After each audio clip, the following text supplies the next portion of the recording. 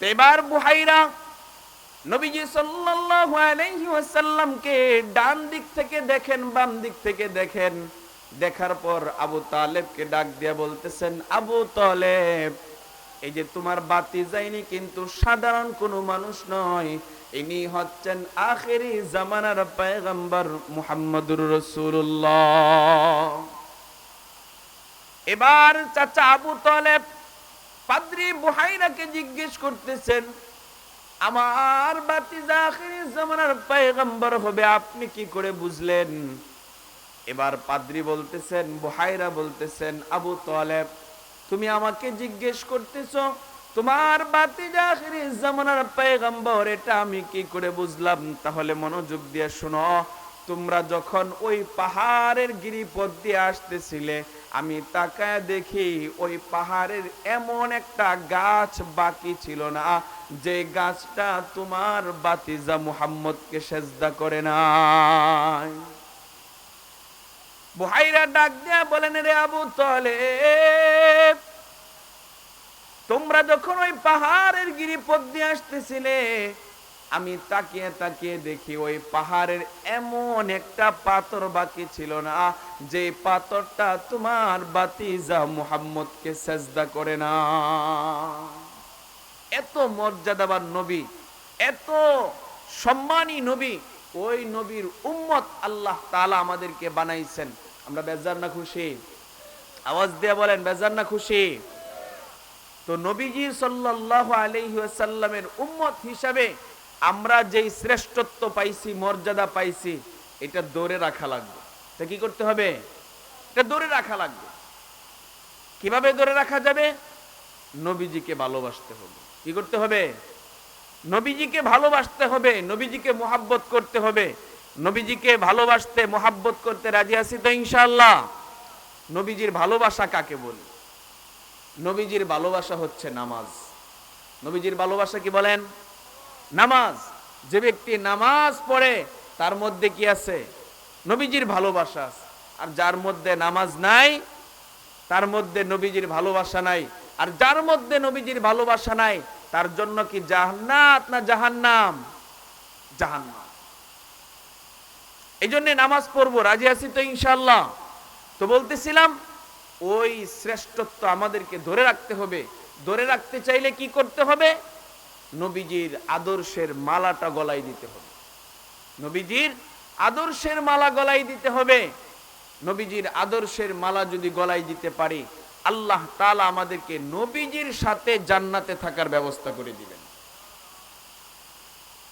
নবীজি সাল্লাল্লাহু আলাইহি ওয়াসাল্লামের আদর্শকে গ্রহণ করার জন্য আমরা তো কষ্ট করতে হয় না আমাদের, কিন্তু সাহাবীরা অনেক কষ্ট করেছেন, অনেক ত্যাগ স্বীকার করেছেন।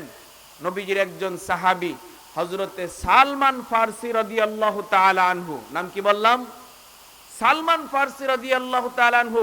এই সালমান ফারসি রাদিয়াল্লাহু তাআলা আনহু নবীজির আদর্শকে গ্রহণ করার জন্য ওই সুদূর পারস্য থেকে মদিনায় চলে আসছে। আল্লাহ তাআলা ২৫০ বছর হায়াত দান করেছিলেন।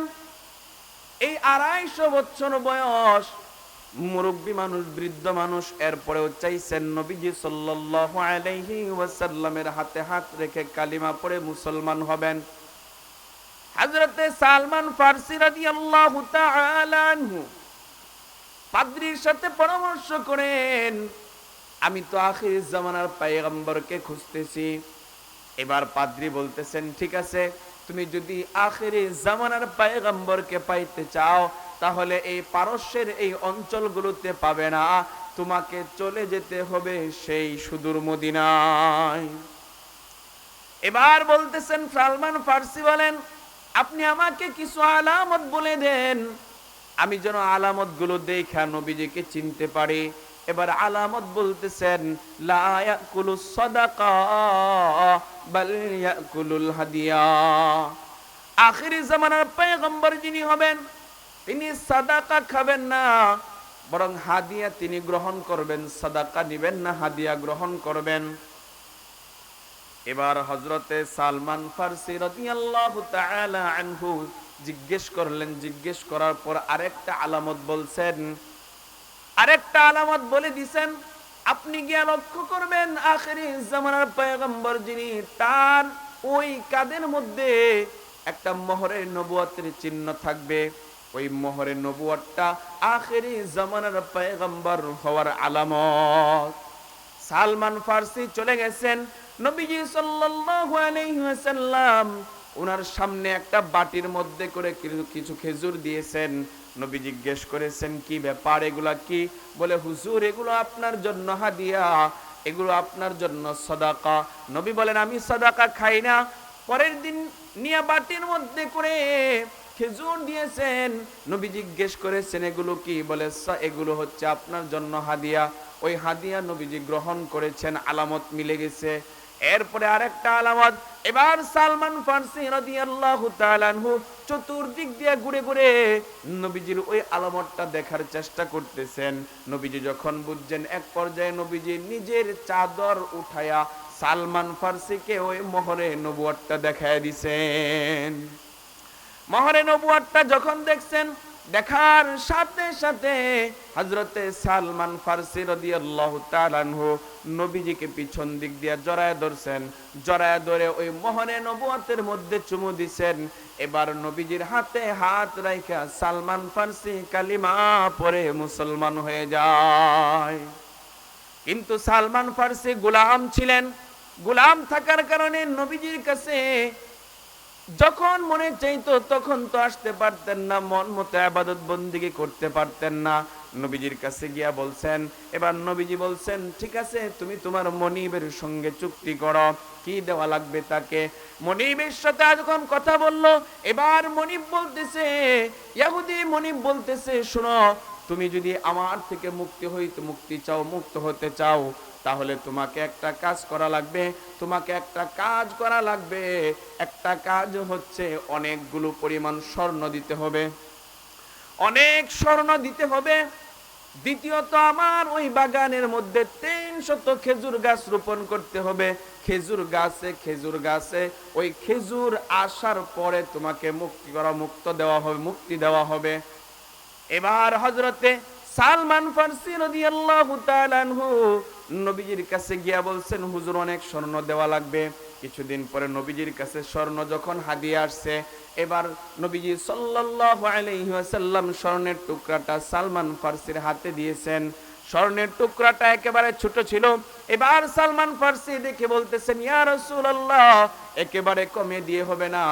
নবীজি বলেন, এটা নিয়েই যাও, আল্লাহ তাআলা চাইলে এটার মাধ্যমেই তোমার মুক্তির ব্যবস্থা করে দিতে পারেন। এবার স্বর্ণকারের দোকানে গিয়ে যখন মাপছেন, ওজন করছেন, ওজন করে দেখেন যেই পরিমাণ টাকার প্রয়োজন ছিল, স্বর্ণের ওজনও ওই পরিমাণ হয়ে যায়। আর ওই যে খেজুর গাছ, সাহাবীদেরকে বলছেন চারা আনার জন্য। হযরত ওমর রাদিয়াল্লাহু তাআলা আনহু চারা আনছেন, রোপণ করছেন, নবীজি নিজের হাতে রোপণ করছেন। এবার আপনারা জানেন, একটা খেজুর গাছ হইতে, বড় হইতে, খেজুর আসতে, ফল আসতে 7-8 বছর সময় লাগে। কিন্তু নবীজির হাতের বরকতে সবগুলো গাছের মধ্যে ওই বছরই ফুল ধরে গেছে। প্রিয় মুসল্লিয়ানে কেরাম, সম্মানিত উপস্থিতি, এই জন্য নবীজিকে ভালোবাসবো, রাজি আছি তো ইনশাআল্লাহ? আল্লাহ তাআলা আমাদেরকে তৌফিক দান করেন।